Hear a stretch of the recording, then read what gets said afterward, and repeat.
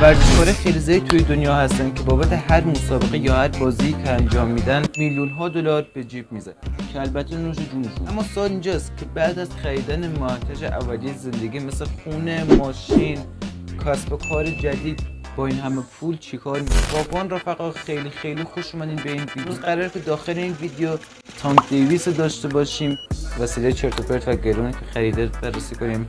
چنلی که دوبله فارسی اصلی این ویدیو رو واسمون گذاشته داخل دیسکریپشن هست، حتما برید اونجا سری بزنید. بدون معطلی بزنید میلیون‌ها دلار تتو روی بدنش تا میلیون‌ها دلار ماشین‌ها و جواهرات لاکچه. اینا چیزای گرون قیمتی هستن که تانک دیویس داره. فعلا بیایم با دوران کودکی شروع کنیم. جوانت دیویس در سال 1994 تو بالتیمور، مریلند آمریکا به دنیا آمد. پدر و مادرش گارن دیویس و کنیا براون بودن. بله. پدر جرانتا یعنی گارن قبلا مواد مخدر میفروخت و به همین خاطر بیشتر وقتش رو توی زندان سپری میکرد. مادر کارتل بودن بس. مادر جرانتا کنیا به مواد مخدر اعتیاد داشت و این موضوع باعث شد که مادرش بود. من فکر کنم که باباش بود یا برادرش بود. معتاد بوده پس اون. دوران کودکی جرانتا خیلی سخت و دشوار باشه.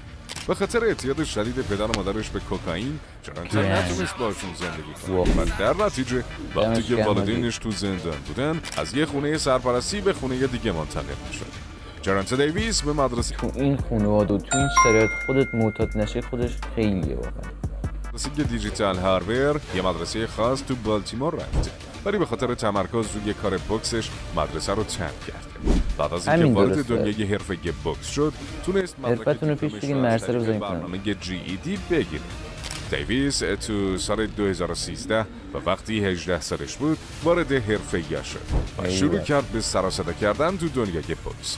دیویس رکورد فوق‌العاده‌ای داره، 28 برد بدون هیچ باختی که 26 تا از این بردهاش هم با ناکاوت بود. همه برداش با ناکاوت. سال 2023 ارزش خالص ثروت تانک حدود 10 میلیون دلار تخمین زده میشه که بیشترش از بوکس به دست اومده. تانک دیویس با پارتنرش و دخترش توی یه خونه 1.1 میلیون دلاری توی لاس وگاس کالیفرنیا زندگی میکنه. این خونه یه 2 طبقه فوق‌العاده تو محلی پرطرفدار سیلورادو رانچ قرار داره.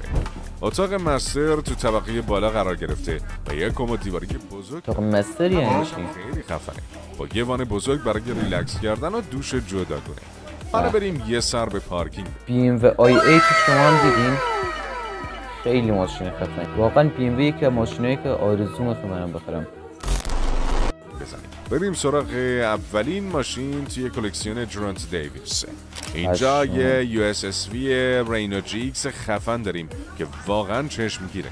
این یه تانک واقعی خیابونیه که تا 7 نفر رو میتونه داخل خودش جا بده.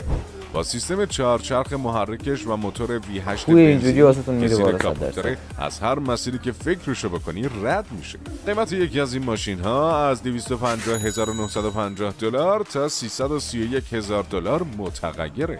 حالا بریم سراغ لامبورگینی آرسی که دیویس تازگی خریده و بازم تا دلتون بخواد سفارشی سازی هست. این SUV فوق‌العاده با یه رنگ خاکستری مات بدنه و یک کیت بدنه پهن برند اینداستریز 1016 اومده. داخل کابین با فیبر کربن نمایان و همه جا دیده میشه. این سوپر SUV یه موتور 4 لیتری V8 خودش رو داره که 641 اسب بخار قدرت تولید میکنه. یک عروس با کیت بدنی پهن مثل این حدوداً 400,000 دلار قیمتشه.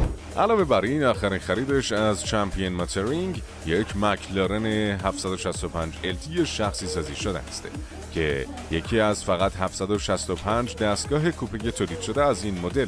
این ماشین با یه موتور V8 که 755 اسب بخار قدرت تولید میکنه. با توجه به اینکه این سوپرکار بریتانیایی میتونه از 0 تا 100 کیلومتر در ساعت رو فقط تو 2.8 ثانیه طی کنه و به سرعت 330 کیلومتر در ساعت هم برسه. این بوکسور برای یه مکلارن 765 LT حدود 450,000 دلار پرداخت کرده. یکی دیگه از خریدای جدیدش یک کادیلاک اسکالید ESV اسپورت پلاتینیوم. ماشینش ضد گلوله است، همطور که تو عکسای منتشر شده از طرف نمایندگی دیده میشه و نشون میده که پنجره‌های ضخیمی داره. این ماشینش هم چیزی حدود 200,000 دلار واسه اینجور آدم‌ها خیلی احتمال اینکه ترورشون کنن خیلی زیاده، چون با خیلی از بوکسورهای خیلی خفن دیگه باید مبارزه کنه و دشمن تراشی خیلی زیادی میشه. ماشین آمریکایی دیگه ای که داره یه کوروت 38 استینگری سفید است که قیمتش حدود 100,000 دلاره، ولی این بار رفته سراغ یه شاسی بلند خیلی محبوب، مرسدس AMG خیلی خفن. این یکی هم واقعا دوست دارم. این شاسی بلند آلمانی یکی از ماشین‌های مورد علاقه سلبریتی هست.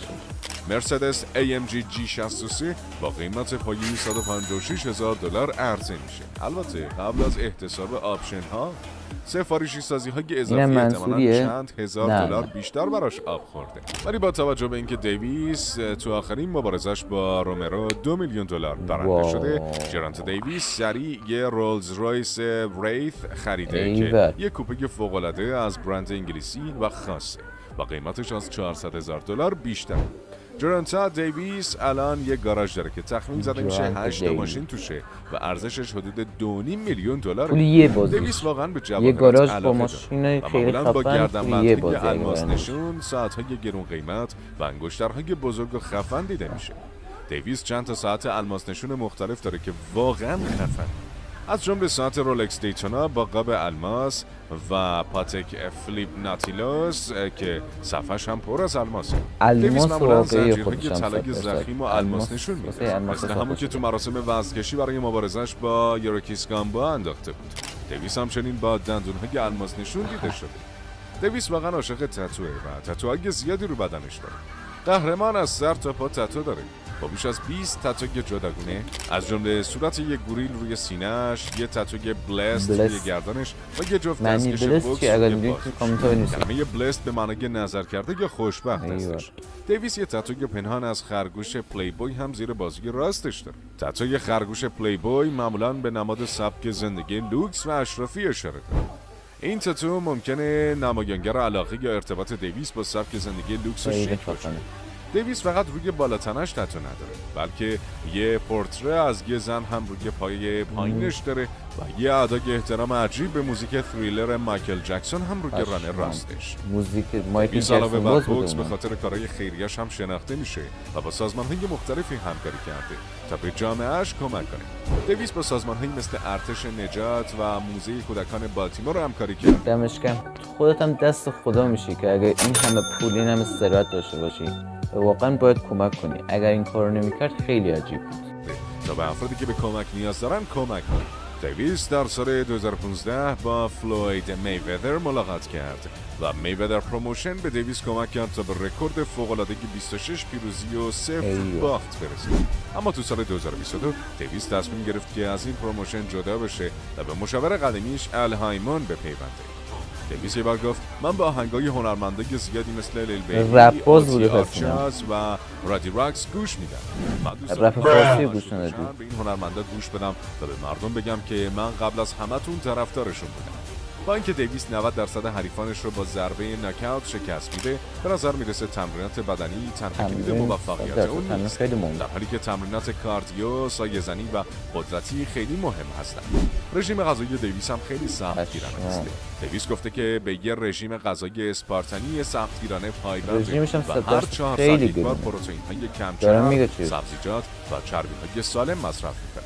صبحانه‌اش معمولاً شامل بیکن بوقلمون با تخم مرغ و فلفل‌های مخلوطه. نهار پروتئین‌هایی مثل تن ماهی با اسفناج و یه اسنک سبک و شام هم سالمون، سیب زمینی و یا بروکلی و اسفناجه. هر کسی که فکر میکنه رژیم غذایی مهم نیست، باید حتما وقتی دیویس در حال تمرینه ببیندش. واقعا دمش گرم که توی اون خانواده بود، توی اون محله قدیمی که بود، با کارتلا زندگی میکرد، خودشون مواد فروش شدن و همچین الماس ساخته شد. دمتون گرم رفقا، تا انتهای ویدیو با من همراه بودید. اگه از این ویدیو دوست داشتید حتما داخل کامنت ها بهم بگین و با لایک کردن و کامنت گذاشتنتون میتونین به من بفرمایید. تا ویدیو دیگه اینه بیت.